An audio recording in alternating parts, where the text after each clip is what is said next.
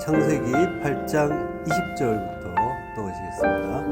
노아가 여호와께 제단을 쌓고 모든 정결한 짐승과 모든 정결한 새 중에서 제물을 취하여 번제로 제단에 드렸더니 여호와께서 그 향기를 받으시고 그 중심에 이르시되 내가 다시는 사람으로 말미암아 땅을 저주하지 아니하리니 이는 사람의 마음이 계획하는 바가 어려서부터 악함이라. 내가 전에 행한 것 같이 모든 생물을 다시 멸하지 아니하리니 땅에 있을 동안에는 심음과 거둠과 추위와 더위와 여름과 겨울과 낮과 밤이 쉬지 아니하리라. 아멘. 원어중심 성경 강의 제36강 한맛불 마임, 부제는 올라의 레아흐 번제의 향기라는 제목으로 말씀을 나누겠습니다. 노아가 여호와께 제단을 쌓는다고 하죠. 노아가 방주에서 나와서 처음 한 일이 제단을 쌓은 일입니다. 그래서 이제 이 구절을 흔히 보면서 예배가 최우선이다. 모든 건 예배로부터 시작해야 된다라고 교훈 비슷한 그런 이제 말들을 많이 하죠. 물론 이제 당연하죠. 예배가 최우선이죠. 그렇지만은 이제 예배라는 것 자체가 하나님께 나를 드리는 것. 그러니까 십자가에 죽는 것이 예배인 거예요. 그러니까 일상에서 날마다 죽노라에 그 죽음을 죽는 것이 하나님께 예배하는 길인 거예요. 공예배에 참여하는 것이 그것이 이제 우리가 흔히 예배라고 생각을 하잖아요. 근데 이 삶 속에서 일상 속에서 나의 그 십자가 죽음을 이루어가는 것, 날마다 죽노라의 그 죽음을 이루어가는 것이 그게 예배인 거예요. 그걸 하나님이 받으시는 거죠. 제단을 쌓는다고 합니다. 바나라고요. 제단은 미즈베아흐고요. 쌓는다는 말은 이제 바나예요. 바나 미즈베아흐라고 하는데, 근데 이 바나라는 말은 단순히 쌓는 게 아니라 건물을 짓는 걸 이야기하는 거예요. 성전을 짓는다, 건축한다 이런 의미예요. 그러니까 제단을 쌓는데 그게 성전이라는 얘기인 거죠. 바나라는 단어가 쓰인 곳을 보면요. 왕상 6장 1절 뒷부분, 솔로몬이 이스라엘 왕이 된 지 4년 12월 곧 둘째 달에 솔로몬이 여호와를 위하여 성전 건축하기를 시작하였더라. 건축하는 거예요. 성전을 짓는 거예요. 성전 짓는 거를 바나라고 하는 거죠. 창세기 2장 22절에 보면요.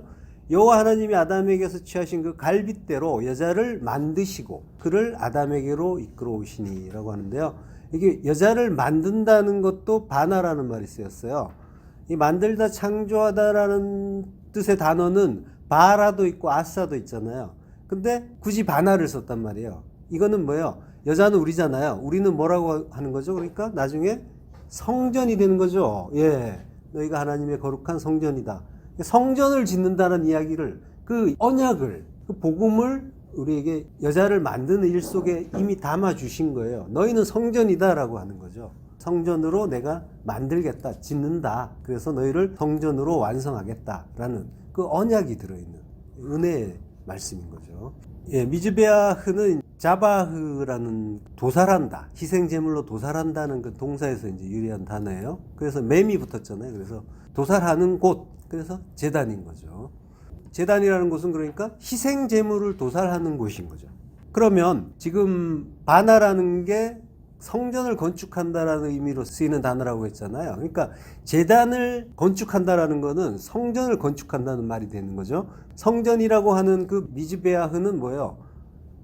도살하는 곳이라는 거죠. 그러니까 우리가 성전이면 우리는 뭐예요? 도살당하는 자라는 거죠. 우리 안에서 우리가 도살당해야 된다라는 거고, 도살당함으로써 성전이 된다라고 하는 거죠. 그런 의미까지 들어있는 단어가 이제 미즈베아흐인 거죠. 그래서 모든 정결한 짐승과 모든 정결한 새 중에서 제물을 취하여 번제로 제단에 드려요. 취한다는 말은 이제 락가흐고요. 모든 정결한 짐승, 콜, 베헤마, 타호르. 콜이 모든이고요. 베헤마가 짐승이죠. 그리고 타호르, 정결한, 순수한. 그리고 모든 정결한 새, 콜, 오프, 타호르. 예. 오프가 이제 새죠. 나는 피조물. 이걸 번제로 드렸다고 해요. 이 제물들은 전부 정결한 거예요. 그러니까 정결하다고 하는 거죠. 지금 노아가 정결한 것, 부정한 것 같이 이제 들어갔는데 그 중에서 정결한 것들을 따로 골라서 선별해서 바친 게 아니라 지금 나온 것들, 방주에서 나온 것들은 이미 다 정결하는 거예요. 거기에서 모든 정결한 것, 그들은 모두 정결하다고 하는 거예요. 그들을 이제 번제로 바친다고 하는 거죠. 번제로 제단에 드렸다라는 말은 알라 올라 미즈베아흐예요. 알라 올라, 알라가 올라가다고 드린다는 말이에요. 드린다는 말로 번역된 거고, 번제예요. 올라가. 그리고 제단이 미즈베아흐예요. 그 올라를 번제물이라고 이제 흔히 번역을 하는데, 그러니까 올라라는 말 속에는 알라에서 온 말이니까 알라가 올라간다라는 의미거든요. 그리고 이제 알이라는 전치사도 있는데, 알 하면은 위라는 의미가 항상 있는 거예요. 알. 헬라어에서는 이제 아나라는 그런 접두사가 이제 위라는 의미가 있죠. 그래서 아나바이노 하면은 올라간다라는 그런 의미가 되죠. 그러니까 올라라는 거는 올라가는 곳이라는 거예요. 올라가는 곳을 번제물. 그러니까 올라가는 곳이 번제 다니면서 번제 자체인 거죠. 그리고 올라가는 존재는 번제물이 되는 거죠. 올라간다의 의미가 있는 게 올라라는 거. 그래서 흔히 제물에서 나오는 연기가 하나님께로 올라가기 때문에 이렇게 이제 올라라고 했다라고 이제 신학자들이 번역을 하는데요. 그렇지만 이제 우리는 그 알잖아요.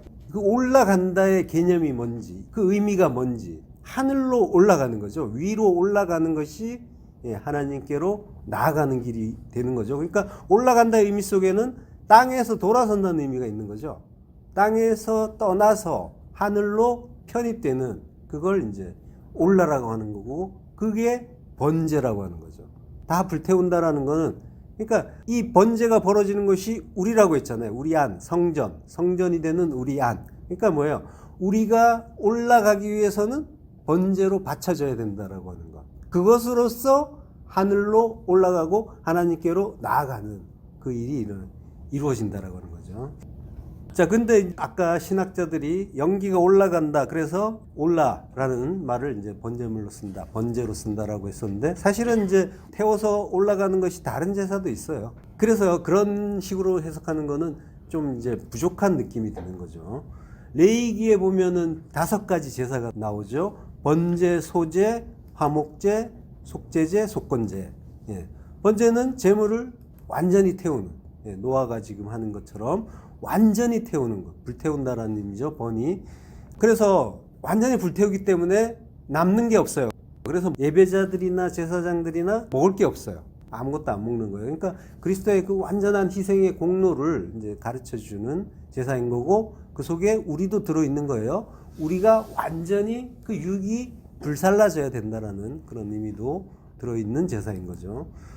소제는 곡식을 고운 가루로 만들고, 소자가 이제 흰 소자잖아요. 하얗다라는. 그래서 고운 가루로 이렇게 빻으면 하얀색이 되죠. 거기에 올리브유 그리고 향을 더하고, 그리고 거기에 이제 소금을 이제 더 넣어서 드리는 거예요. 그러니까 땅의 소산이잖아요. 곡식은 땅에서 나왔는데, 그 곡식은 뭐예요? 나온 것의 열매죠. 그 열매를 어떻게 한대요? 빻는다는 거죠. 아주 보드랍게 갈아버리고 빻아버리는데, 그 속에 십자가의 그 고난의 의미가 들어있는 거죠. 우리의 존재가 완전히 갈아지는 그 의미. 그리스도께서 하신 일이기도 하고, 그러니까 그리스도의 그 온전한 순종과 순환이 어떤 건지를 우리에게 가르쳐 주시면서, 더불어 우리에게도 성전으로 지어지는 과정에서 그 40년 광야의 의미를 이제 넣어서 가르쳐 주시는 게 소제인 거고요. 그리고 화목제는 일부만 태워요. 그래서 그걸로 이제 제사장도 먹고, 그 나머지는 예배자들도 이제 먹고, 그래서 그 화목 제물을 통해서, 화목제로 바친 그 화목 제물을 통해서 하나님과 화평을 이루는 그런 제사인 거죠. 그 제물은 그리스도신 거고요.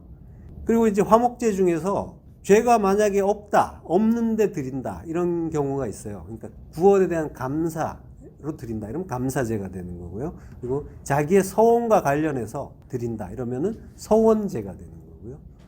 그리고 하나님의 그 호의에 대한 그 깨달음, 자각으로 드리는 걸 이제 낙헌제라고 이제 했어요. 그러니까 화목제 안에 이런 그 죄 없는 경우에는 이제 3가지 제사가 또 있었고요. 그리고 속죄제와 속건제가 있죠. 모두 죄 사함을 구하는 제사예요.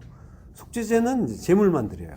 근데 이제 속건제는 피해자에게 보상도 하는 제사예요. 그래서 피해에게 5분의 1을 더해서 이제 보상을 하죠. 그러니까 속죄제는 흔히 하나님께 드리는 제사고, 속건제는 이웃과의 어떤 화평을 위해서 그걸 하나님께 고하는 그런 제사인 거죠. 예, 이렇게 5가지 제사가 있고요. 번제로 이제 제단을 드렸다고 하는데, 제단은 미즈베아흐라고 했죠. 그러니까 지금 제단이라는 말 속에 이제 희생 제물을 도살한다라는 의미가 있다고 했잖아요. 제사는 이제 희생 제사인 거예요. 지금 이제 정결한 짐승들이 방주에서 나와서 번제로 바쳐지고 있는 그런 장면이죠. 이거는 이제 방주에서 나온 자들, 그리스도 안에서 홍수, 말씀의 세례를 받고 죽고 부활한 자들을 이야기하는 거죠. 그 부활한 자들은 정결한 자들인 거죠. 그들을 그 희생 제물로, 번제로 바치는 그 이야기를 하는 거예요. 왜 바치는지에 대해서는 뒤에 좀 이따가 말씀드리고요.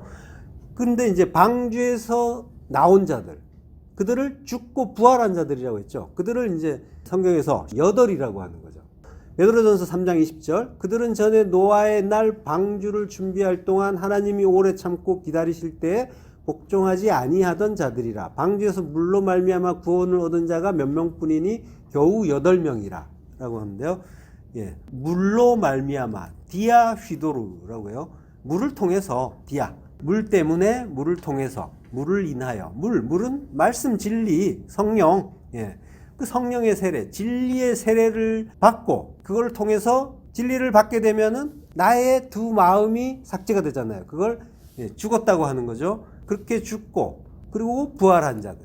죽으면은 그게 부활이라고 했잖아요. 그 물을 통해서 구원을 얻은 자가, 구원을 얻었다는 말은 이제 디아소조예요. 구원하다, 구출하다. 그가 몇 명뿐이니 겨우라고 하는데, 요거는 다 합쳐서 적다라는 의미예요. 올리고스. 겨우라는 말은 이제 따로 없어요. 구원을 얻은 자가 적다, 올리고스. 아주 작다라는 얘기예요. 마태복음 7장 14절, 생명으로 인도하는 문은 좁고 길이 협착하여 찾는 자가 적음이라. 예, 올리고스, 적음. 예, 요거는 의문문이에요. 티스라는 의문 대명사가 앞에 나와요. 티스, 누구냐, 무엇이냐, 이런 뜻이에요. 그리고 문은 좁고 길이는 협착하여 라고 하는데, 좁고 협착하여, 이게 이제 동사가 아니에요. 동사면은 이제 이런 식으로 해석하는데, 형용사예요. 협착하여는 분사예요. 분사는 동사를 분사형으로 만들어서 형용사처럼 만들어준 거예요. 그러니까 형용사와 같은 거예요. 그러니까 좁은 문, 협착한 길, 요런 이제 해석이 나와요. 티스 스테노스 필레어. 좁은 문은 무엇이냐, 이런 의미예요. 그리고 좁은 길은, 협착한 길은 무엇이냐, 누구냐라고 물을 수도 있겠죠. 티스가 누구냐, 무엇이냐, 둘 다 되니까. 스테노스가 폭이 좁은, 이런 의미면서 가난한 이란 뜻도 있어요. 그리고 문은 필레. 그리고 협착한 길이라고 할 때는 들리보라는 동사, 압박하다, 억압하다, 괴롭히다, 그런 동사를 분사형으로 만들어줬어요. 그러고 수동태예요. 그러니까 압박받는, 억압받는 길이에요. 협착한 길이라는 거는. 길은 호도스예요. 그 길이 압하고 에이스 호조회라고 해요. 에이스는 이제 뭐뭐 안으로죠. 조회는 생명이죠. 생명 안으로 압하고 인도하는, 이런 수식어가 이제 뒤에 있는 거예요. 그래서 생명 안으로 인도하는 좁은 문, 협착한 길은 누구냐, 무엇이냐, 이런 이제 의미예요. 그러니까 좁은 문이라는 거는 들어가고 싶지만 좁아서 들어갈 수도 없고, 왜? 가난하지 않으니까. 예, 가난하다는 의미가 있다고 했잖아요. 가난하지 않잖아요, 사람들이. 부자잖아요. 예, 부자라는 거는 많고 좋고가 아니라 했죠, 재물이. 예, 내가 하나님 아니어도 살 수 있다라고 느끼는 것이 있는 자들, 그가 이제 부자라고 했잖아요. 근데 다 소용없고 하나님만 있으면 돼요, 나 이거 없으면 안 돼요 하는 자를 가난한 자라고 한다고 했잖아요. 그래서 부자는 들어갈 수가 없는 거죠. 들어가기가, 낙타가 바늘구멍으로 들어가는 것보다 어려워서 들어갈 수가 없는 문인 거죠. 그래서 심령이 가난한 자, 성령에 가난하고 갈급한 자만 들어갈 수 있는 좁은 문, 그 이야기를 하는 거예요. 좁은 문이라는 건. 그리고 협착한 길, 협착한 길은 괴롭힘을 당하는 길이라고 했잖아요. 들리보의 분사 수동태, 딜리보는 억압하다, 괴롭히다니까. 억압당하다, 괴롭힘을 당하다. 이런 의미가 되는 거죠. 수동태니까 억압당하고 그리고 괴롭힘을 당하는 길인 거죠. 근데 길은 뭐예요? 항상 예수잖아요. 예수님이 길이시죠. 근데 그 길이 협착하고 괴롭힘을 당하는 길이라고 하는 거죠. 고린도후서 4장 8절 우리가 사방으로 우겨쌈을 당하여도, 이 우겨쌈을 당한다는 말이 딜리보예요. 고린도후서 7장 5절에 보면 사방으로 환난을 당하여 라고 할 때 딜리보가 쓰여요. 그러니까 우겨쌈을 당하고 환난을 당하는 길인 거죠. 그 길로 가면은 우겨쌈 당하고 환난 당한다는 거예요. 이것들이 좁은 문과 합쳐서 그 환난을 당하는 그 길, 그것까지 다 합쳐서 이것들이 생명 안으로 인도하는 문이고 길인데 키스, 이게 뭐냐? 라고 질문하는 거죠. 그 문은 우리 양들의 문이 되시는 예수 그리스도신 거죠. 예, 답은 그거죠. 그리고 아버지께로 가는 유일한 길, 예수 그리스도. 예. 그러니까 예수 그리스도만이 양의 문이 되시고 아버지께로 가는 유일한 길인데, 예수님이 그 문, 그 길을 예수님 또한 앞서서 가셨잖아요. 십자가 지고, 자기 부인의 십자가 지고 가셨고, 그러니까 그걸 따라가는 자들, 예수님이 따라오라고 한 자들, 그들은 뭐예요? 그 십자가 지고 따라가서 그 좁은 길, 그 가난한 길 들어가고 환난 당하고 고난 당하고 괴롭힘을 당하는 그 문 들어가는 거죠. 예. 그러니까 생명 안으로 인도하는 문, 그리고 길은 십자가 지신 예수인 거죠. 그러나 그 생명 안으로 인도하는 좁은 문과 그 협착한 길을 찾는 자는 적다라고 하는 거죠. 올리고스, 방주에서 물로 말미암아 구원을 얻은 자가 적다. 올리고스, 없는데 그게 8이다 라고 하는 거죠. 8밖에 없다라고 하는 거죠. 없는데 근데 찾는 자를 8이라고 하는 거죠. 오크토 8, 오크토의 푸시케, 예, 오크토 푸시케라고 하는데 8의 그 목숨이다 라고 하는데, 그러니까 그 8명으로 그 구원을 가르쳐 준다라고 하는 거죠. 8이라는 거는 뭐예요? 안식구 첫날을 8이라고 하는 거죠. 8. 그러니까 8은 부활의 생명인 거예요. 부활의 생명을 8이다라고 성경에서 가르쳐주고 계신 거죠. 네, 노아가 여호와께 제단을 쌓고 모든 정결한 짐승들 새 중에서 그 제물을 취해서 번제로 제단을 드리는 거예요. 그러면 이들은 이미 좁은 문 협착한 길 통과한 자들인 거죠. 그 방주에서 나온 자들, 그 물로 인해서 그리스도 안에서 구원을 얻은 자들인 거예요. 죽고 부활한 자들, 팔로 나온 자들, 그들이 지금 제단에서 이제 번제로 바쳐지는 거예요. 그들은 죽었는데 뭘 또 죽여요? 그죠? 그렇지만 이거는 이미 죽은 자들이라는 거를 우리에게 가르쳐 주시는 거예요. 이렇게 죽어야 된다. 완전히 불태워서 죽은 자들인 거다라고 우리에게 가르쳐 주는 거예요. 그렇게 불태워지는 것이 또 방주고, 그리고 십자가고, 그걸 확인시켜 주는 거죠. 제단이고, 다 같은 의미라는 거예요. 방주가 성전이고, 그리스도고, 십자가고. 네. 근데 이게 이제 왜 그들을 죽이는가라는 의문이 든다라는 거는 들 수도 있는데, 그런 의문은 번제가 짐승편에서 죽음으로 느껴지기 때문에 그런 거예요. 의미를 아시겠죠? 그러니까 죽음이라는 거는 항상 그 우리들에게는 손해라는 무의식이 있단 말이죠. 죽음 자체가 손해가 아니라 하늘의 편에서 보면은 이익이다라는, 오히려 천국으로 지어지는, 성전으로 지어지는 일, 이익이다라는 그런 그 개념을 우리가 완전히 패러다임에 전환을 해야 되는 거예요. 그렇지 않으면은 그 죽음에 대해서 계속 부정적인 느낌을 가지고 갈 수가 있어요. 그러니까 죽음이라는 것, 번제는 이제 예수님의 그 죽음과 십자가를 설명하는 그 교육의 재료다라는 거를 가지고 그걸 이해하면서 보시면 쉬워요. 자, 그러니까 번제로 바쳐지는 제물은 죽고 부활한 자들, 그래서 정결한 짐승인 거고요. 요게 이제 그리스도와 하나 된 나라는 거죠. 제사에 바쳐지는 그 제물, 불순물이 섞이지 않은 그 정결한 것, 이 정결하다는 그 말씀 속에는 내가 전혀 섞이지 않았다라는 의미가 있는 거예요. 순수하다라는 의미가 있잖아요. 나의 그 두 마음이 완전히 삭제된 것, 요게 정결이란 말이에요. 그러니까 결국은 십자가 죽음이란 말이에요. 십자가 죽음을 통과해야 정결해지는 거죠. 그렇게 십자가를 통과한 나라는 존재가 십자가 죽음을 죽는 것이 성전으로 지어지는 일이다라는 것을 이제 번제가 가르쳐 주는 거예요. 그것으로 이제 하나님이 구원을 가르쳐 주시고 그리고 십자가의 의미를 가르쳐 주시는 거예요. 방주 안에서 이미 십자가 그 죽음이 일어났단 말이에요. 요걸 이제 희생제사로 한 번 더 가르쳐 주는 거예요. 요렇게 거룩한 성전이 너희가 된다라고 하시는 거죠. 그래서 번제가 이제 위로 올라가는 일이다라고 하는 거죠. 하늘이 됐다라고 하는 거죠. 하나님이 지금 이제 그렇게 정결하게 죽은 나, 완전히 불살라져서 이제는 더 이상 내가 남지 않은 나를 기쁘게 받는다고 하시는 거죠. 나를 받으시는 게 아니란 말이에요. 나와 무관한 나, 내가 죽은 나. 그거는 뭐예요? 그리스도와 하나 된 나고 결국 그리스도라는 그런 의미가 있는 거예요. 예. 그러니까 하나님이 받으시는 거는 이 땅의 것들은 안 받으시고 하늘의 것만 받으시는데 그거는 하나님이 하늘에서 땅으로 보내신 그리스도란 말이에요. 하나님이 기쁘게 받으시는 건 그리스도밖에 없어요. 그러니까 그와 완전히 하나 됐을 때만 하나님이 기쁘게 받으신다고 하는 거예요. 지금 향기를 받으신다라고 하는 거는 그리스도를 받으셨다는 의미가 되는 거예요. 예.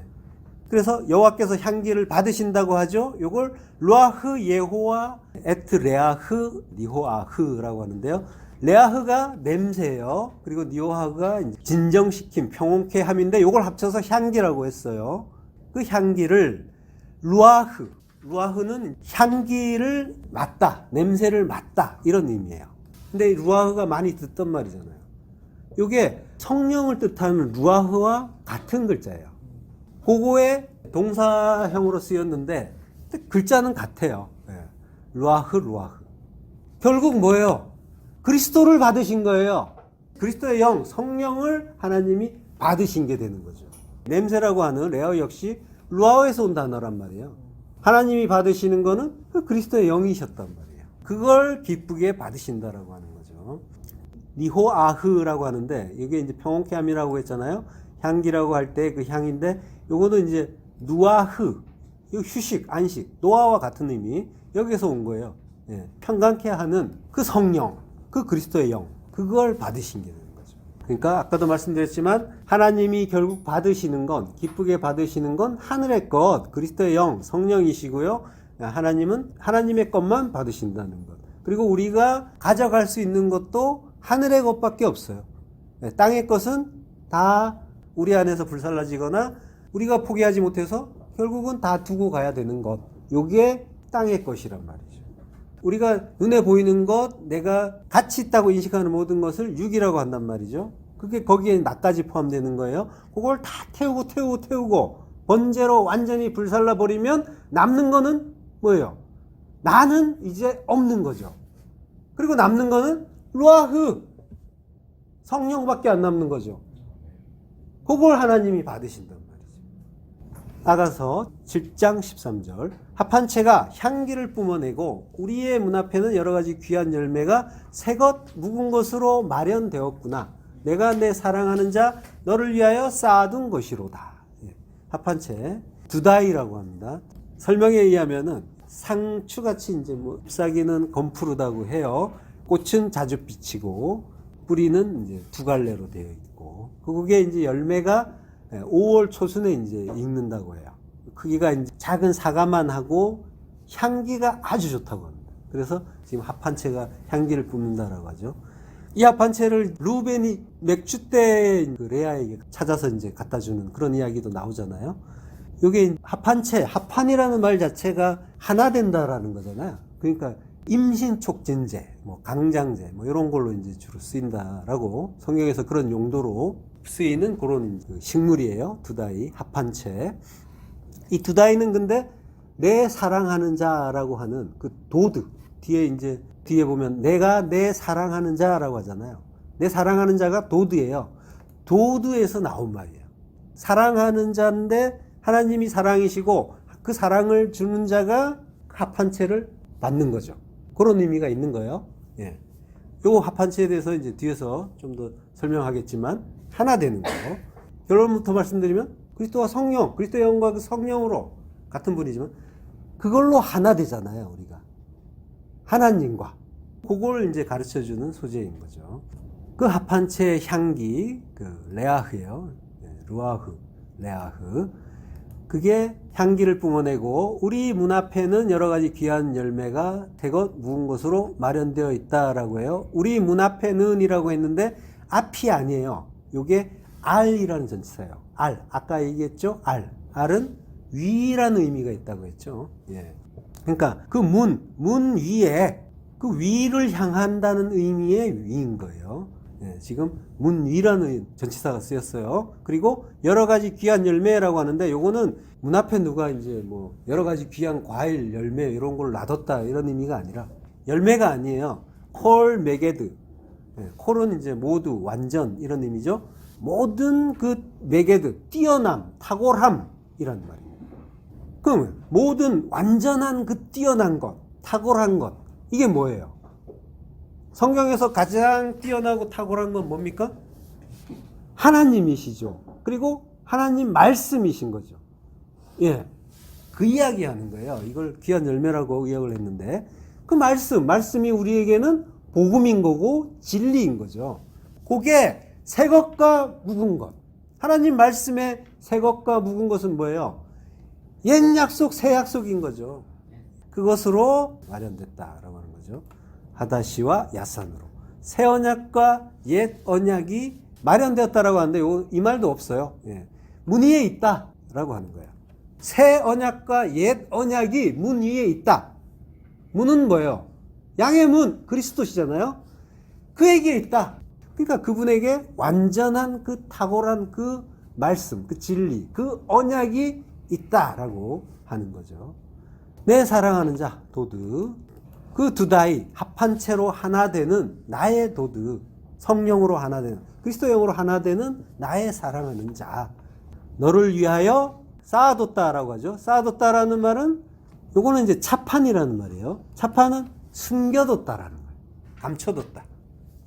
그 약속은 왜 숨겨뒀어요? 비밀이니까. 비밀이라서 그거 아무도 못 찾잖아요. 오직 하나님이 눈을 뜨게 해준 자만 그걸 찾는 거죠. 내가 사랑하는 자만 그 문에서 약속 찾는다라고 하는 거죠. 밭에 감추인 그 보화 감추어졌는데 그거 아무도 못 찾는데 내 사랑하는 자만 그거 찾는다. 미츠푼, 예, 이란 말이 있어요. 보물이에요. 차판이라는 말에 이제 매미 붙은 거죠. 이게 이제 감춰진 보물이란 뜻이에요. 자, 그러니까 차판이라는 말을 명사로 만들었더니 숨긴 것이 되는 거죠. 그게 뭐라는 거예요? 감춰진 보물, 그게 미츠푼이다라고 하는 거죠. 그러니까 뭐예요? 감춰둔 건 보물인 거죠. 그 보물이 밭에 감추인 그 보물, 보화인 거죠. 사랑하는 자에게만 보이는 그 그리스도라는 진리, 그걸 숨겨뒀다라고 하는 거죠. 자, 하나님이 번제 향기를 받는다고 하시죠. 레아흐, 그 냄새. 고린도후서 2장 14절. 항상 우리를 그리스도 안에서 이기게 하시고 우리로 말미암아 각처에서 그리스도를 아는 냄새를 나타내시는 하나님께 감사하노라. 우리는 구원받는 자들에게나 망하는 자들에게나 하나님 앞에서 그리스도의 향기니 이 사람에게는 사망으로부터 사망에 이르는 냄새요. 저 사람에게는 생명으로부터 생명에 이르는 냄새라. 누가 이 일을 감당하리요? 예, 그리스도를 안에서 이기게 하시고 그리고 그리스도를 아는 냄새. 냄새라는 말이 또 나오죠. 아는 냄새라고 하는데 안다는 말은 그노시스, 지식이에요. 그리스도의 그 지식의 냄새예요. 그리스도 아는 냄새가 아니라 그리스도의 그 지식의 냄새는 오스메라고 해요. 그걸 나타내신다. 파네로우, 계시한다. 드러낸다. 그러니까 그리스도를 아는 냄새라는 거는 이제 번제로 바쳐진 그 그리스도의 그 십자가 죽음의 의미를 아는 것, 요걸 이제 그리스도를 아는 냄새라고 하는 거죠. 그리스도를 아는 그 지식의, 그리스도의 그 지식의 냄새니까 그리스도를 안다는 거는 그리스도의 그 십자가 의미를 안다는 거고, 내가 그리스도와 그 십자가에서 하나 되는 그걸 아는 걸 그리스도의 지식이 되는 거죠. 그걸 아는 그 냄새를 그걸 파네로 나타내 주신다. 택한 자에게. 우리는 구원받은 자들에게나 망하는 자들에게나 하나님 앞에서 그리스도의 향기니, 향기, 유오디아. 구원을 받은 자들이나 소조의 분사형이에요. 구원하다, 보존하다죠. 그리고 망하는 자들, 아폴리미. 이거 이제 따로따로 이제 떨어져 있는 것처럼 이제 보이지만 그런 건 아니었다고 했잖아요, 항상. 십자가 죽음의 의미를 그 아는 자들을 통해서 구원받는 자, 망하는 자에게 그 의미가 다 전달이 되는데, 망하는 자, 아폴림이 멸망되는 자, 그러니까 하나님의 뜻 가운데서 자기 부인의 불태움을 당하는 자, 그를 이제 멸망당하는 자라고 하는 거예요. 역시 우리인 거죠. 그에게 그리스도의 향기다라고 하는 거죠. 그래서 그에게 사망으로부터 사망에 이른 냄새라고 하잖아요. 이 사망이 다나토스란 말이에요. 자기 부인의 그 죽음을 이르는 냄새다. 그걸 깨달음으로써, 그리스도의 그 지식을 깨달음으로써 생명에 이르고, 그리고 죽음에 이른다. 그 자기 부인의 죽음에 이른다라고 하는 거죠. 누가 이 일을 감당하리요라고 하는데요. 프로스, 후토스, 티스, 히카노스라고 해요. 역시 티스라는 말이 또 있어요. 그러니까 누가, 무엇이, 뭐 이런 의미라고 했잖아요. 프로스, 후토스. 그걸 위하여 누가, 무엇이, 히카노스. 히카노스는 충분한이라는 의미예요. 그러니까 뭐가 충분하냐라고 하는 거죠. 누가 감당하리오라고 했는데, 이거는 이제 누가 감당한다라고 한다면은, 요거는 이제 그래서 번역을 주석가들이 어떻게 하냐면은 주로 이제 바울 사도의 그 사도직, 그걸 이제 주장하는 구절이다라고 이제 얘기한단 말이에요. 내가 감당한다 이렇게 들린단 말이죠. 이렇게 번역하면. 근데 지금 사도는 내가 그거 감당하는 자다라는 주장을 하는 게 아니라 지금 그리스도 얘기하는 거란 말이죠. 뭐가 충분해요? 누가 충분해요? 그리스도시죠. 그리고 그리스도를 아는 그 지식, 그것이 그 구원받는 자들에게 그 생명에서 생명으로 이르게 하는 그 냄새가 되시는 거죠. 에스겔서 6장 41절. 내가 너희를 인도하여 여러 나라 가운데서 나오게 하고 너희가 흩어진 여러 민족 가운데서 모아낼 때에 내가 너희를 향기로 받고 내가 또 너희로 말미암아 내 거룩함을 여러 나라의 목전에서 나타낼 것이며. 향기, 레아흐, 니호아흐. 이거 이제 아까 창세기에서 나온 향기와 똑같은 말이죠. 본문 21절. 향기로 받는다라고 하는 건 이제 제물로 받는다는 거죠. 향기로 받는다. 불태움을 당하고 그리고 거기에서 나오는 레아흐, 루아흐를 받는다라고 하시는 거죠. 받는다는 말은 라차예요. 라차인데 요거는 이제 기뻐하다, 호의를 보이다, 기쁘게 받는다라고 하는 거죠. 연락한다 이런 의미죠. 레위기 22장 27절에 보면은 여호와께 화제로 예물을 드리면 기쁘게 받으심이 되리라. 요게 이제 라차예요. 기쁘게 받으신다는 거예요. 본문에서는 이제 루아흐, 향기를 맡는다라는 의미가 되는 거고요. 여기서는 이제 라차는 기쁘게 받는다, 연락한다, 이제 이런 의미가 되는 거죠. 서로 다른 게 아니라 하나님이 제물을 받으시는데 그때 이제 어떤 표현 방식을 달리 하는 거죠. 같은 이야기인 거예요. 그러니까 하나님이 기쁘게 받는 거는 이스라엘이 제물로 바쳐지기 때문인 거죠. 제물로 바쳐진다는 건 희생제사의 의미를 알고 십자가 죽음을 죽는다는 거죠. 그러니까 이스라엘 역사를 보면은 이스라엘이 그렇게 하나님을 기쁘게 한 적은 없죠. 항상 이제 패역하고 불순종했단 말이죠. 그래서 아수르와 바벨론에게 공격을 받고 나라가 멸망했잖아요. 그리고 포로로 끌려가고 또 여러 나라로 흩어져서 디아스포라가 되고 많은 고난을 겪었죠. 그렇지만은 하나님이 그들을 끌려간 여러 나라에서 나오게 한다라고 하시죠. 그러면서 나오게 할 때 내가 너희를 향기로 받는다라고 하시죠. 그러니까 잘한 거 없는데 하나님이 끌어내시면서 번제로 하나님이 우리를 죽여가시고 그러면서 그걸 또 내가 받는다라고. 그러니까 하나님이 그 모든 구원을 다 이루어 주시는 그 이야기를 하시는 거죠. 내가 너희를 인도하여 여러 나라 가운데서 나오게 한다라고 하죠. 야차라는 단어예요. 지난 시간에 야차에 대해서 공부했죠. 땅이 그 씨 있는 그 채소풀을 내고 씨 가진 열매 맺는 열매나무를 내고 그리고 애굽에서 큰 재물을 가지고 나오고 여러 나라에서 나온다. 야차. 같은 의미란 말이에요. 그리고 너희가 흩어진 여러 민족 가운데서 모아낸다라고 할 때는 모은다라는 말은 카바치예요. 그때 내 거룩함을 여러 나라의 목전에서 나타낼 것이다 라고 해요. 나의 거룩함을 거룩하게 나타낸다라고 하는데 그러니까 너희로 말미암아서 거룩함을 나타낸다고 하시는 거예요. 그러니까 지금 아까도 말씀드렸지만 이스라엘은 잘한 게 없었단 말이에요. 근데 그들을 여러 나라에서 지금 패역해갖고 다 쫓아냈다가 끌어들이면서 우리가 지금 다 쫓아내진 상태의 이스라엘인 거예요.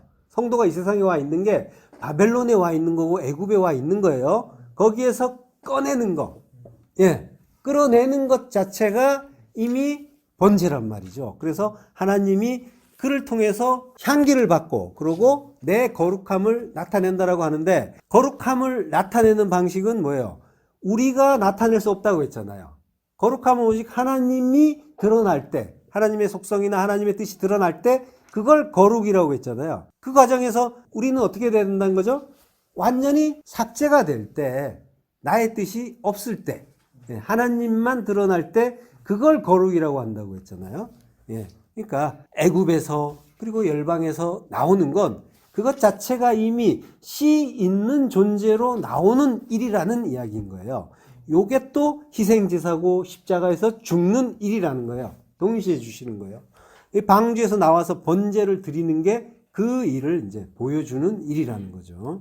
본문으로 가서 하나님이 다시는 내가 사람으로 말미암아 땅을 저주하지 않겠다라고 말씀하시죠. 다시는 이란 말은 오드라는 말이에요. 오드는 이제 연속, 계속인데 다시 이런 뜻인데 영혼의 개념이 있는 다시라고 했죠. 다시라는 건 영원히 하지 않는다라는 의미가 되는 거예요. 영혼까지 이어지는. 그리고 저주하지 않는다란 말은 로 야삽 칼날이라고 해요. 칼날은 이제 저주하다라는 의미인데 저주를 야샤프 더하지 않는다라고 하시는 거죠. 이제 더 이상 저주를 더하지 않겠다. 그 야샤프라는 말에서 그 요셉이란 말이 나왔죠. 요셉이라는 말 의미가 이제 하나님께서 더하신다라는 그런 의미죠. 창세기 3장 24절에 보면 그 이름을 요셉이라 하니 여호와는 다시 다른 아들을 내게 더하시기를 원한다라고 하죠. 그러니까 더하잖아요. 그래서 하나 더 더하죠. 그래서 벤야민이 나오죠. 그걸로 완성을 해주는, 더해서 완성을 해주는 모습을 이제 요셉이라는 이름 속에 담아서 우리에게 주신 거예요. 그래서 예수님의 아버지 이름이 요셉인 거죠. 요셉에 더해서 예수가, 요셉에 더해서 벤야민으로 완성을 하고, 오른손의 아들, 오른손이란 건 의의 아들이잖아요. 오름의 아들. 이걸로 완성이잖아요. 루벤으로 시작해서 보라 아들이다. 아들을 보여줄게. 루벤에서 시작해서 의의 아들로 완성을 해주는 걸로 이제 아들을 설명을 해주시고, 그리고 요셉이라는 이름, 야사프라는 의미에서 온 요셉이라는 이름 속에 이제 그리스도의 오심을 또 설명해 주시고 계신 거죠. 사람으로 말미암아라고 하는데요. 요거는 이제 아브루 아담이라고 해요. 아브루는 뭐뭐 때문에, 뭐뭇을 위하여 이제 이런 의미가 있습니다. 아브루는 이제 어떤 원인에서 결과로 이동해 가는 그런 의미가 있는 거예요. 그래서 어떤 곳에서 다른 곳으로의 이동의 의미가 있는데, 그래서 요게 어근이 뭐냐면 아바르예요. 아바르가 건너가다예요. 이브리가 히브리족이잖아요. 이게 같은 의미란 말이에요. 건너간 족속들. 그러니까 아바르, 건너가는데 이동을 뜻하는 아바르라는 의미가 들어있는 단어가 이제 아브르예요. 자, 이는 사람의 마음이 계획하는 바가 어려서부터 악하다라고 하는데요. 마음의 계획은 예체르라고 했죠.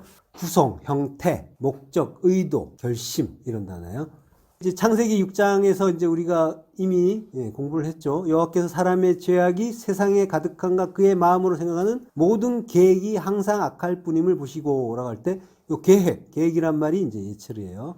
그리고 시편 103편 14절에 보면요. 이는 그가 우리의 체질을 아시며라고 하죠. 체질이 예체르예요. 그러니까 우리의 어떤 본질 같은 의미가 이제 들어있는 단어예요. 우리는 이제 이런 존재이기 때문에 항상 이런 마음을 갖는, 그리고 계획하는 그런 의미가 있다라고 하는 거죠. 그게 악하다. 그걸 이제 아시고, 그리고 우리가 단지 먼지뿐임을 기억하신다라고 시편에서 말씀하시죠. 그러니까 먼지, 아파르라는 거를 기억한다, 자카르가 되는 거죠. 근데 이는 키라는 이제 말이 쓰였어요. 그러니까 하나님이 우리의 모든 것을 아시기 때문이다라고 하는 거죠. 그래서 어떻게 하신다는 거예요? 시편 103편 8절부터 떠가시겠습니다. 여호와는 긍휼이 많으시고 은혜로우시며 노하기를 더디하시고 인자심이 풍부하시도다. 자주 경책하지 아니하시며 노를 영원히 품지 아니하시리로다. 우리의 죄를 따라 우리를 처벌하지는 아니하시며 우리의 죄악을 따라 우리에게 그대로 갚지는 아니하셨으니 이는 하늘이 땅에서 높음 같이 그를 경외하는 자에게 그의 인자하심이 크심이로다. 동이 서에서 먼 것 같이 우리의 죄가를 우리에게서 멀리 옮기셨으며 아버지가 자식을 긍휼히 여긴 같이 여호와께서는 자기를 경외하는 자를 긍휼히 여기시나니. 예, 우리를 조성하신 분이란 말이죠, 하나님은. 그래서 우리의 체질을 아시고, 그리고 우리가 마음이 어떠한지를 아시고, 그래서 그 마음이 어디로 향하는지 그것까지 다 아시고, 예, 그걸 뭐라고 하세요? 어려서부터 악하다. 이미 다 아신단 말이죠. 그리고 우리의 불가능도 아세요. 그래서 이렇게 긍휼히 여기신다라고 하는 거죠. 이사야서 29장 16절 후반부, 빚음을 받은 물건이 자기를 빚은 이에게 이르기를 그가 총명이 없다 하겠느냐라고요. 여기서 이제 빚음을 받은 물건이 예체르예요. 그 계획, 그 형태. 예. 그리고 자기를 빚으니라고 하는데요. 이게 이제 야차르, 동사를 가지고 분사형으로 만든 거죠. 그러니까 하나님이 우리를 먼지로, 원래 먼지로 만들었잖아요, 우리가. 아파르로 만들었단 말이에요. 그래서 체질도 알고, 그리고 먼지뿐이라는 것도 알고, 그래서 그걸 기억해 주시는 거죠. 그리고 그의 존재가 어려서부터 악하다. 우리가 그렇단 말이에요. 어리다는 말은 우리가 이제 어린아이라는 말을 쓰고 장로라는 말을 쓰잖아요. 나이, 성경에서 어린아이, 장로라는 말을 쓰는데 하나님의 그 뜻을 알고 하나님 뜻 가운데서 자기 부인의 죽음을 죽고 새롭게 나온 자가 장로인 거고, 그게 아니면 전부 어린아이인 거죠. 그러니까 이제 장로가 되기 전에는 다 어린아이인 거예요. 예. 나우르라고 해요. 어리다라는 말은 젊음, 청년기, 어린 시절 이런 뜻이에요. 물론 이제 신체적으로 쓴 건 물론 아니겠죠. 그렇지만 우리는 다 이제 그런 시절을 거쳤잖아요. 그래서 어린 시절이 어떠하다는 걸 우리가 알아요. 물론 이제 지금 하나님의 그 뜻을, 진리를 알고 성숙해져서 어린아이의 그 시절을 떠나셨기 때문에 또 돌아보면 그때가 어떠한지도 이제 아시고요. 예. 이제 우리가 신체적으로는 젊은 시절, 청춘 뭐 이런 말 들으면은 아련하잖아요. 돌아가고 싶기도 하고, 그죠? 아름다운 시절이다라는 생각도 들고. 근데 성경은 젊은 청년기의 시절을 지금 하나님이 뭐라고 말씀해 주시는 거예요? 악하다라고 말씀하시는 거예요. 어린 시절을. 그게 뭔지를 이제 우리는 이해해야 되는 거죠. 하나님의 뜻을 모르고 죽지 않은 자는 다 젊은 거고, 어린 거고, 악하다라고 하는 거예요. 악하다. 청년기라는 말, 나우르라는 말이 나아르에서 왔어요. 나아르라는 말이 뭐냐면 으르렁거리다예요. 그러니까 어린 시절, 젊은 시절은 뭐 하는 거예요? 으르렁거리는 거죠. 이해가 되시죠? 예. 지금 이스라엘 광야에서 한 일이 뭐예요? 원망불평, 으르렁거린 거죠. 그걸 성도 또한 사실은 완전한 그 죽음에 이르기 전까지는 계속 으르렁대면서 가는 거예요. 그게 어리다라고 하는 거고, 그걸 악하다고 하신단 말이에요. 하나님. 그걸 이해하자는 거예요. 이게 어떤 건지를. 예레미야서 51장 38절. 그들이 다 젊은 사자같이 소리 지르며 새끼 사자같이 으르렁거리며. 예. 새끼 사자라고 하는데 새끼는 고르예요. 이 고르라는 말이 구루에서 왔어요. 구루는 싸우고 언쟁하는 거. 요걸 구루라고 해요. 그러니까 새끼, 어린 존재가 뭐라는 거예요? 결국 싸우고 으르렁거리고 다투고. 그게 어린 거다라고 하는 거죠.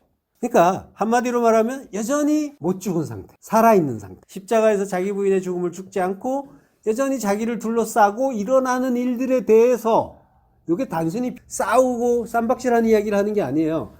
하나님이 주신 그 일에 대해서, 말씀에 대해서도 아까 얘기했잖아요. 원망불평. 그게 하나님과 다툰 거잖아요. 그 일을 이해하지 못하고 그 일에 대해서 으르렁거리는 것도 역시 마찬가지란 말이에요. 다투고 있는 거란 말이에요. 하나님과 다투고 으르렁대는 거란 말이에요.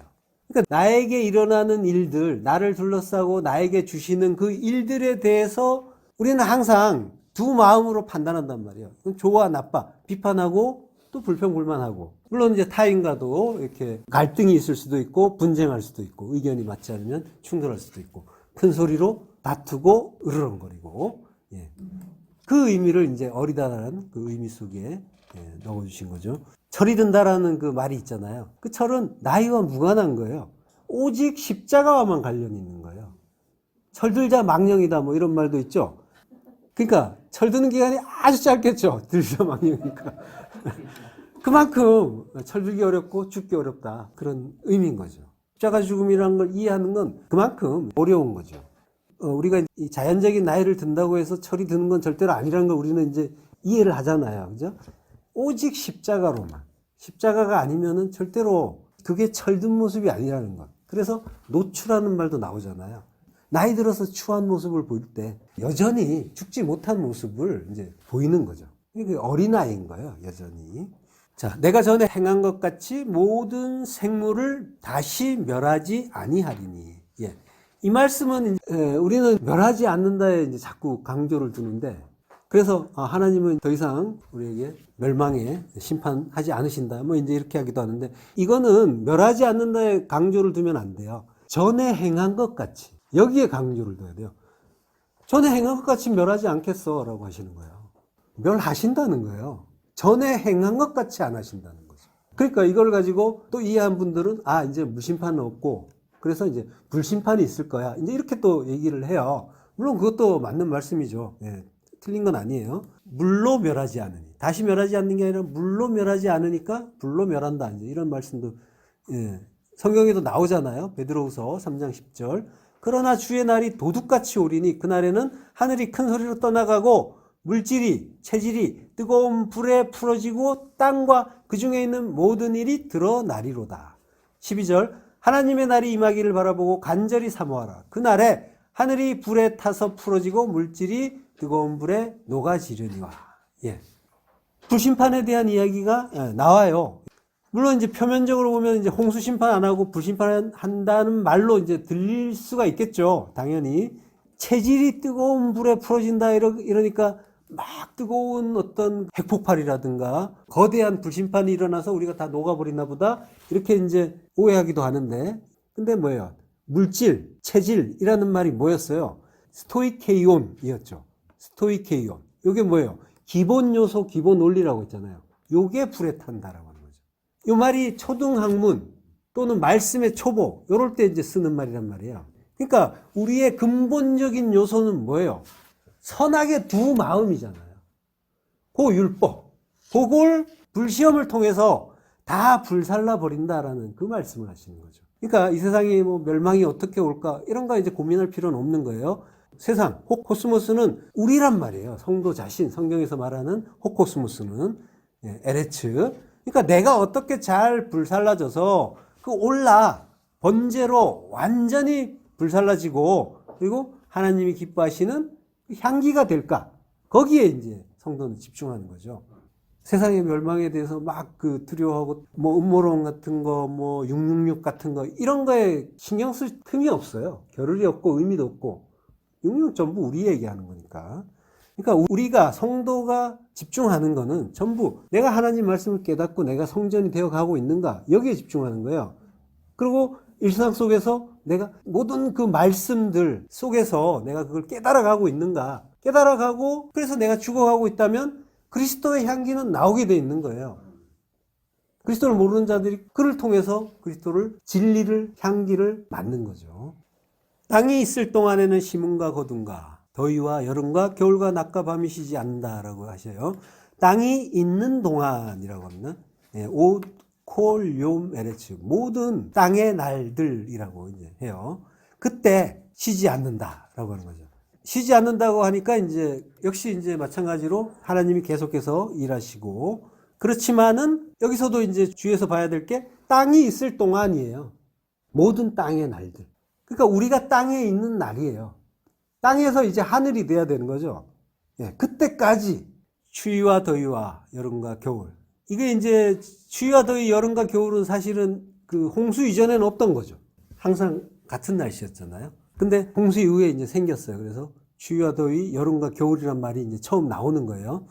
그리고 이제 이렇게 서로 대조되는 이제 말들을 통해서 어떤 뭐 순환 또는 지속 이런 것들을 또 설명하시기도 해요. 심음과 거둠이라고 하는데요. 심음은 제라예요. 씨 뿌리기. 예, 씨 뿌리기와 그리고 가치르, 수확. 가치르라는 말은 수확인데 맥추절이라는 의미도 있어요. 출애굽기 23장 16절에 보면 맥추절을 지키라라고 해요. 여기 맥추절이 가치르예요. 그리고 창세기 3장 14절에 보면 밀 거둘 때, 이거 거둔다는 말이 또 이제 가치르고요. 그때 르우벤이 나가서 들에서 합 한 채를 얻어 그의 어머니 레아에게 드렸더니 라헬이 레아에게 이르되 언니의 아들의 합 한 채를 청구하노라라고 하는 거죠. 예, 밀이라는 거는 이제 히타라고 하는데요. 이게 이제 밀 또는 소맥이라는 뜻이에요. 그때 이제 보리라는 거는 이제 세우라는 말이 따로 있는데 지금 이제 맥추절이라고 할 때 보리란 말 따로 안 쓰고 이제 가치르란 말을 써요. 밀 거둘 때 합 한 채를 이제 얻어왔다고 했죠. 아까 밀 얻었던 그 합 한 채, 예, 두다이라고 하죠. 합 한 채를 지금 아까 이제 5월경이라고 했잖아요. 이때가 이제 밀을 거둘 때 또 맥추절, 보리 거둘 때 이런 이제 절기란 말이죠. 맥추절이라는 그 의미가 가치르 속에 이제 들어있는 거예요. 여호수아 3장 15절에 보면요. 요단이 곡식 거두는 시기에는 항상 언덕에 넘치더라 라고 해요. 여기서 요단은 요단물이에요. 요단의 물. 물이 가치르에는 항상 말래, 충만하더라 라고 하는 거예요. 이스라엘이 요단강을 건널 때 요단에 물이 많았지만 마른 땅처럼 건넜다라는 걸 이제 가르쳐 주기 위해서 이때는 물이 많았던 때다라고 이제 없었던 때가 아니다라는 거를 가르쳐 주기 위해서 이 말을 쓰셨어요. 썼는데 물은 뭐라고 했어요? 성령, 말씀이라고 했잖아요. 넘쳤다는 게 막 범람했다가 아니라 말래, 충만했다라고 하는 거예요. 성령이 충만했다. 그리스도의 은혜가 충만했다라고 하는 거죠. 예. 그러니까 루벤이 합 한 채를 구한 게 맥추 때라고 했잖아요. 그 가치르의 때, 거둠의 때가 맥추절이다라고 하는 걸 가르쳐 주면서 이 맥추절이 나중에 다른 말로 뭐가 돼요? 77절 오순절이 되죠. 예. 그러면 오순절은 뭐예요? 성령 오시는 날. 전부 이렇게 연결이 돼 있는 거예요. 정확하게 빈틈없이. 그러니까 지금 합 한 채가 아까 어떤 의미가 있다고 했어요? 하나 되게 하는 것. 그 하나 되게 하는 걸 언제 찾았다고요? 오순절에 성령을, 그리스도의 영을 찾았다라고 하는 거죠. 그 이야기를 가르쳐 주시는 거예요. 자, 레아와 라헬 이야기가 나오죠. 요거는 하갈과 사라처럼 두 언약의 비유란 말이죠. 갈라디아서 4장 22절 기록된 바 아브라함의 두 아들이 있으니 하나는 계집종에게서 하나는 자유하는 여자에게서 낳다 하였으나 계집종에게서는 육체를 따라 낳고 자유하는 여자에게서는 약속으로 말미암았느니라. 이것은 비유니 이 여자들은 두 언약이라. 예, 두 언약, 구약 신약을 설명하는 거예요. 옛 약속, 새 약속. 율법과 그 진리, 은혜 이걸 설명하는 거예요. 그러니까 오순절 사건이 오순절의 성령 강림의 사건이 지금 여러 가지 모형으로 예표되고 있는 거죠. 그걸 가르쳐 주는 게 이 성경 속에 구약 속의 여러 사건들이란 말이죠. 자, 라헬이 오랫동안 자식을 낳지 못하고 있었어요.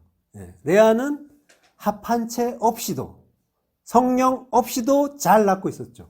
예, 합 한 채 없이도 자기 능력으로 잘 낳던 그 여자에게 합 한 채 그리스도의 영, 성령은 가치가 없죠. 그러니까 예, 그걸 간절하게 원하는 자에게 그것이 넘어가게 되는 거죠. 근데 그 대가가 뭐예요? 합 한 채를 받는 대신에 야곱을 주죠. 신랑과의 동침권을 주죠. 신랑을 주는 거예요. 넘겨주는 거예요. 신랑을 주고 합 한 채를 산 거예요. 예수 주고 그리스도 받은 거예요. 율법에게 신랑을 빼앗긴 일, 십자가에 예수님이 못 박히신 일, 이거를 모형하는 일인 거예요. 이것 또한. 예수님이 육신을 입고 이 땅에 오셨는데 그 예수님을 아무도 믿지 못했잖아요. 자식이 없었단 말이에요. 결국 예수님은 그 구약에게 율법주의에게 뺏기잖아요. 네, 라헬이 그 남편을 레아에게 뺏기는 형국인 거죠. 그런데 합 한 채 덕분에 자손을 생산하게 되는 거죠. 그러니까 합 한 채는 율법주의에 맞아 죽으신 그 예수 대신에 오신 예수 그리스도의 영, 성령을 가르쳐주는 그런 소재인 거죠. 그때가 맥추 때, 오순절 때, 성령 강림의 때인 거죠. 예, 그러니까 합 한 채 사건도 그 예수님의 십자가 죽음과 그리스도의 그 재림, 이걸 가르쳐주는 일인 거예요. 예, 그 추위와 더위, 코르와 홈, 그리고 여름과 겨울, 카이츠와 호레프. 카이츠가 이제 여름이고 여름 과일이기도 해요. 그리고 겨울은 호레프예요. 특이하게 여기 가을인데 겨울로 썼어요. 근데 성경에서 곳곳에서 또 겨울로 쓰고 있어요. 그리고 의미를 혹시 잘못 쓴 건 아닌가 하고 살펴봤는데 또 겨울이 맞아요. 특이하게 그런 단어로 나오고 있고요. 그러니까 여름과 겨울이라는 거는 결국 뭐예요? 열매 맺고 그리고 수확하고 그 이야기 하는 거죠. 그리고 낮과 밤. 낮과 밤은 빛의 있고 없고잖아요. 빛과 어둠. 빛과 어둠을 우리에게 날마다 주시면서 계속 가르쳐 주시고 계신 거죠. 그 빛으로 가르쳐 주시고 어둠으로 가르쳐 주시고. 밤이 라일이잖아요. 라일도 가르치다는 뜻이란 말이에요. 라메드가 두 개가 있단 말이에요. 가운데 요드. 이게 이제 손을 뻗는다는 거죠. 손을 뻗어서 가르쳐 주신다. 뭘? 빛을 가르쳐 주시는 거죠. 그 어둠을 통해서 어둠이 있어야 빛을 아니까. 그게 뭔지를 아니까. 그래서 우리를 갈급함을 통해서 기갈 들게 해서 그 말씀을 먹을 수 있게 해주시는 거죠. 가르치시기를 쉬지 않는다라고 해요. 로 샤바트. 샤바트는 쉬다, 그치다. 그리고 안식하다 이런 뜻이죠. 하나님이 안식하셨잖아요. 일곱째 날에. 그때 쓴 말이 샤바트예요. 쉬지 않고 가르쳐 주신다라고 하는 거죠. 예수님이 이런 말씀하셨죠. 요한복음 5장 17절. 예수께서 그들에게 이르시되 내 아버지께서 이제까지 일하시니 나도 일한다 하시며. 일한다. 에르가조마이. 일한다. 창조한다. 샤바트 하지 않고 그치지 않고 쉬지 않고 하시는 일이 창조하시는 일이라는 거죠. 창조는 우리를 나라 만드는 일이잖아요. 그래서 우리에게 계속 일이 오는 거예요. 그 일은 평안하지가 않죠. 안식하지 못하는 일이란 말이에요. 계속해서 오는 거예요. 하나님이 그 일을 계속 주시는 거예요. 그걸 통해서 참된 그 안식을 배우라고. 샤바트. 그거 가르쳐 주시려고 계속해서 주시는 그 일들, 그것들 속에서 하나님의 참 뜻을 우리는 이제 발견해야 되는 거죠. 언제까지 그 일을 하세요? 땅이 있을 동안, 땅이 있는 동안이란 건 뭐예요? 우리가 여전히 땅인 동안. 그거 어떻게 해야 됩니까?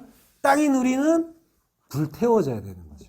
그래서 올라가야 되는 거죠. 번제로 바쳐져서 올라가서 바쳐지면은 그러면 하늘이 되는 거죠. 땅에서 돌아서서 하늘이 되고 하나님이 기쁘게 받으시는 향기가 되는 거죠.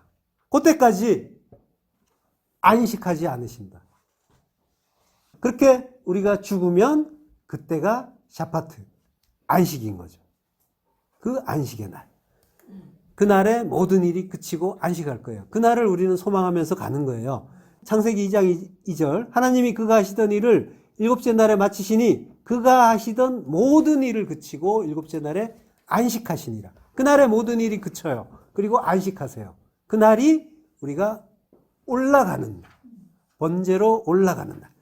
그 모든 일을 멜라카라고 해요. 멜라카. 하나님이 일하신다. 그 멜라카의 일이 지금 우리에게 멜라카에서 나온 말이 말라쿠루. 전하는 말 메시지예요. 그러니까 하나님이 하시는 그 멜라카의 일이 지금 우리에게 말라쿠트, 전하는 말로 전해지고 있는 중이죠. 그게 하나님이 하시는 일이에요. 그러니까 멜라카의 일이 말라쿠트, 말씀이에요. 그 말씀을 통해서 우리는 알라, 번제로 불태워지고 다른 무엇이 아니에요. 말씀이에요. 그리스도가 우리 안에 깨닫게 해주신 말씀. 제 말이 아니라 그리스도께서 우리 안에서 내가 부정되는 게 맞구나. 이게 모두 하나님의 뜻이고 은혜로구나를 깨닫게 해주시는 그 레마의 말씀으로 인해서 우리가 번제로 바쳐질 수 있게 되는 거죠. 그 일을 하나님이 우리 안에서 하시는 거죠. 그래서 번제로 알라로 잘 불태워지고 안식으로 샤바트로 들어가시길 축원합니다. 기도하겠습니다. 하나님을 감사합니다. 우리에게 그 영혼의 그 안식 주시려고 쉬지 않으시고 날마다 우리를 죽여가시니 감사합니다. 우리가 그 하나님의 뜻 바르게 알고 그 번제단에서 기쁘게 잘 죽어서 완전하게 불태워지고 하나님이 기뻐 받으시는 그 향기 될 수 있도록 우리 안에 나는 없고 오직 그리스도만 나올 수 있도록 하나님 날마다 은혜를 더하여 주옵소서. 예수 그리스도 이름으로 기도했습니다.